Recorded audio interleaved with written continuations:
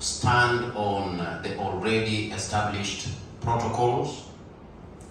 And secondly, the presentation that was done as the program was starting was rather conclusive and inclusive. And it rather reminded me that as I was thinking of coming to advise my Indian brothers on business and investment in Africa, it just reminded me that it is like trying to advise an elderly lady on the final details of breastfeeding, which we can't because they know it better. My brothers, Indian community have always been part and parcel of us in Kenya and in Africa. But before I get to that, you heard what my younger brother Ghana was trying to explain about the opportunities in Ghana and probably West Africa. The other younger brother, Zimbabwe, explained whatever opportunities they have. Now the big brother, Kenya, can offer a lot, of course, because if my South African brother was here, I would rather grow cold feet because he's also a powerhouse in Africa economically. But since he's not there, I'm holding in brief for him. Now, if Ghana can offer all that you had, and Zimbabwe and several others, Kenya will offer more than you think. And I can stand categorically without any element of doubt or fear of contradiction that as I was growing up, when we were born back in the late 70s and early 80s, the only people we knew to be businessmen were the Indians. My own hometown, Kisumu, the Jamia Mosque of Kisumu is built by the Indian brothers who came there in terms of business. They are still there.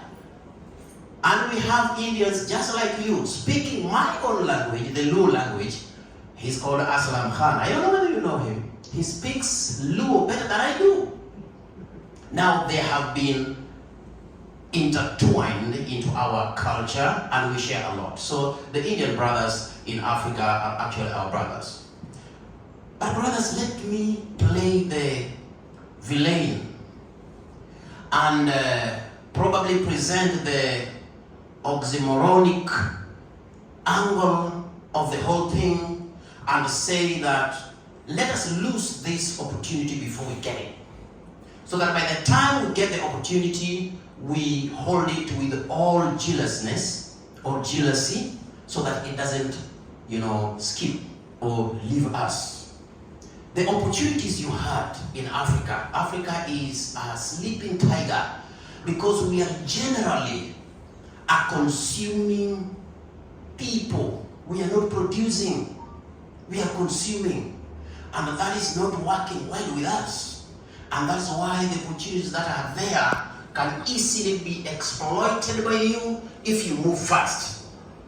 I am coming from a background of academics, but just like fate would have it, I'm now into business. Something that I didn't do in college. I did some other things. Right now, I'm the county director of Norwegian African Trading Corporation, a business or a company that we started off alongside a Norwegian friend of mine called Mr. Vegard and Lee. Brothers, let me just go straight away to be villainous.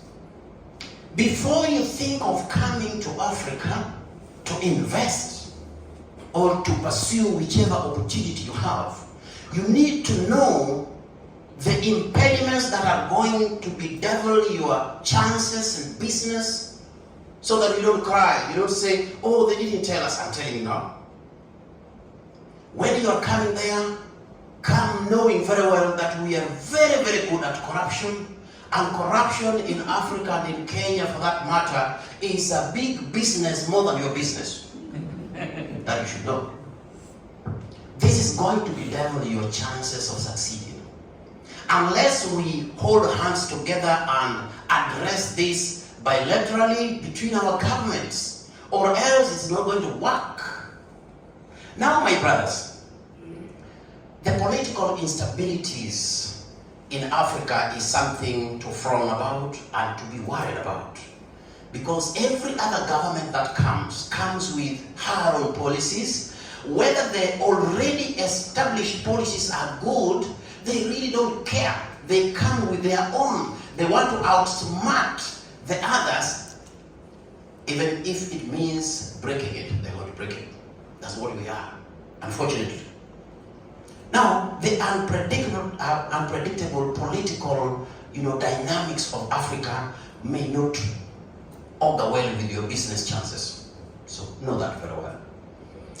Secondly, brothers, you need to know that the disastrous corruption levels are not something that you are going to address yourself. It needs a more of a collaborative effort between our countries, diplomatically, individually, in whichever level, so that we can fight it.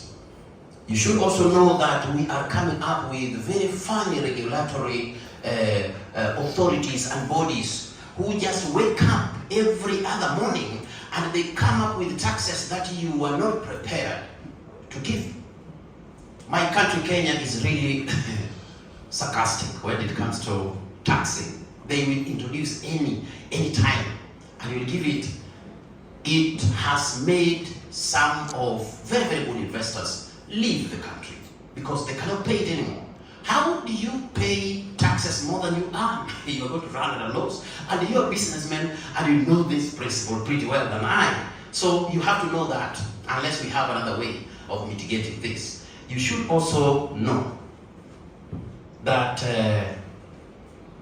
economic financial barriers are there awaiting for you.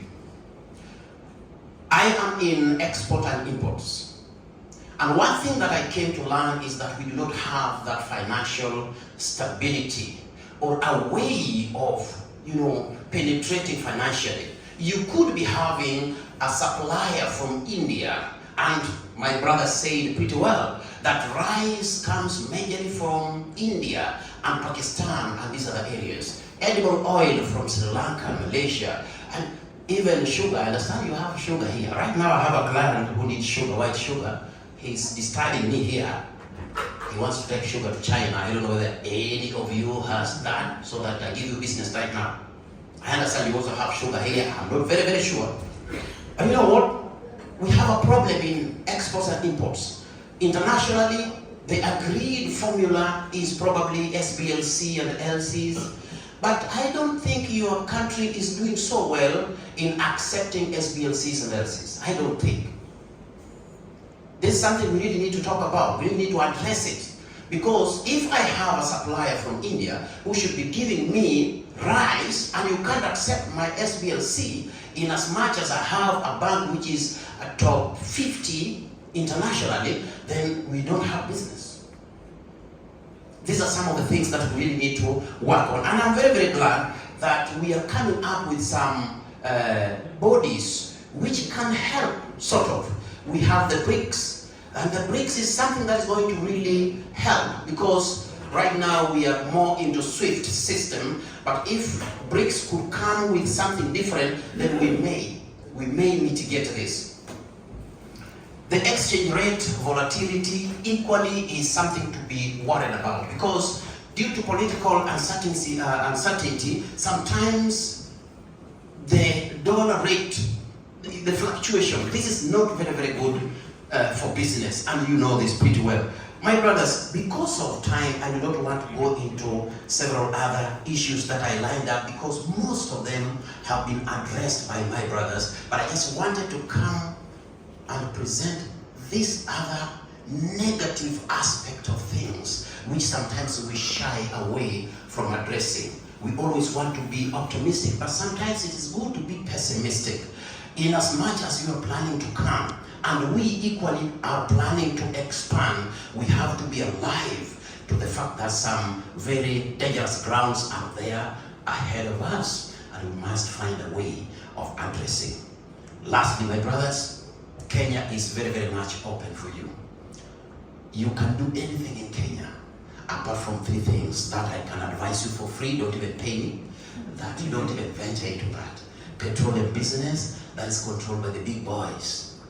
Fertilizer business, that's for the big boys. Actually countable. 1, 2, 3, maybe. Countable. You don't venture there. You try, you're going to fail. Even if you have cash money, you're going to fail.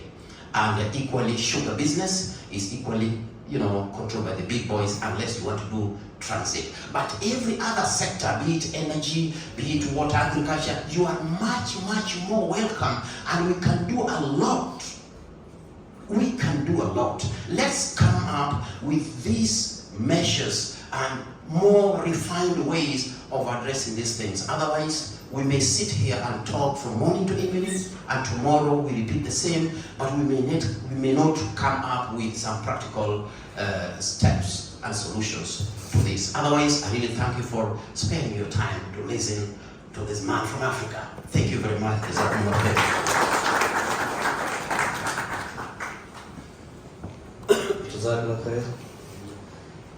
Umar and Bashir sir, thank you for being here with us.